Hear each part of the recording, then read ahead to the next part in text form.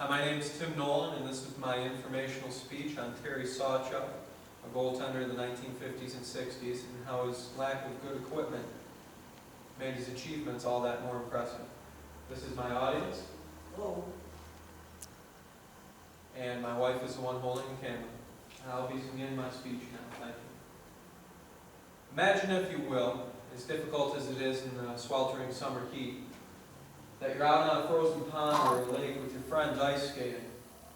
You're wearing elbow pads and knee pads just in case, and there are a bunch of children around. Some are playing hockey, some are skating around like ballerinas, and others are building snowmen off the edge of the pond. You hear a commotion, and as you're turning your head towards it, an errant puck catches you in the side of the face. As you fall to the ground in pain, your warm blood stains the ice a crimson red as a frozen puck rolls away. Now, imagine getting in the way of pucks like this on a daily basis, with little or no protection beyond that which you had when you were skating with your friends. Terry Sawchuk, one of the greatest goaltenders in the history of the NHL, did just this while amassing records and statistics that would stand for over 4 decades. I'd like to talk to you about how the inadequacies of the equipment in the 1950s and 60s make his achievements all that much more impressive. Before we do this, I'd like to point out some of his statistics and achievements.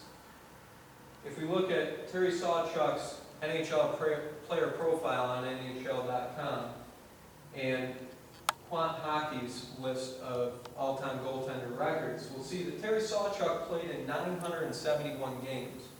He won 447 of these and recorded 103 shutouts, effectively placing him 3rd, 5th, and 2nd on the all-time leaders list. It's also important to note that until very recently he was in 1st place in all these record places, until elite goalies of modern-day era, with modern-day equipment, coupled with modern-day techniques, were able to nudge past him. If we look at his player biography on wikipedia.org, we'll also learn that he was elected Rookie of the Year 3 times in 3 separate leagues.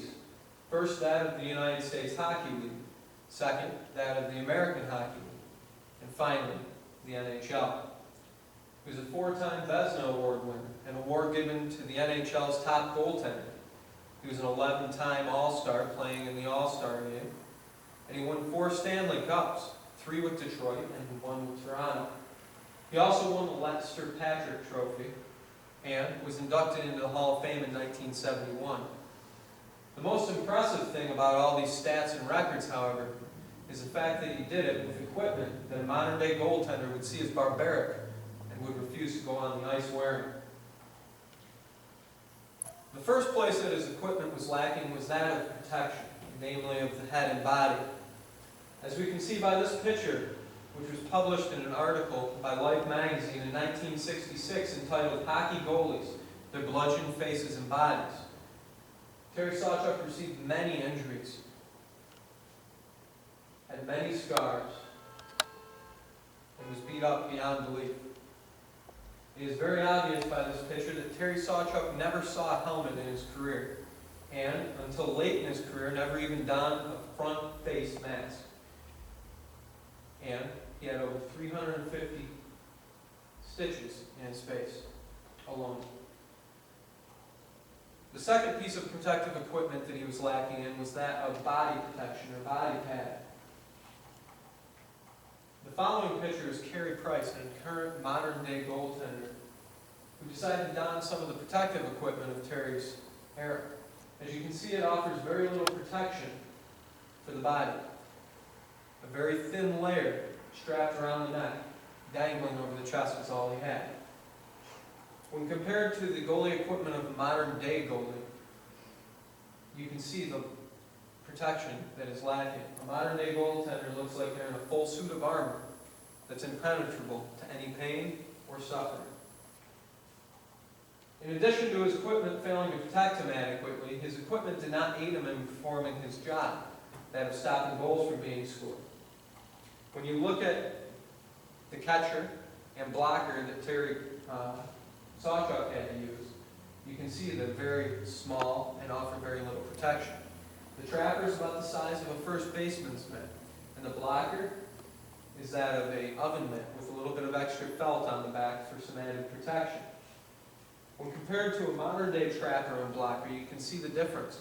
A modern-day trapper is big enough to hold a basketball, and a modern-day blocker has evolved from something that simply protects the back of the hand into a hard device used to deflect pucks away from the net.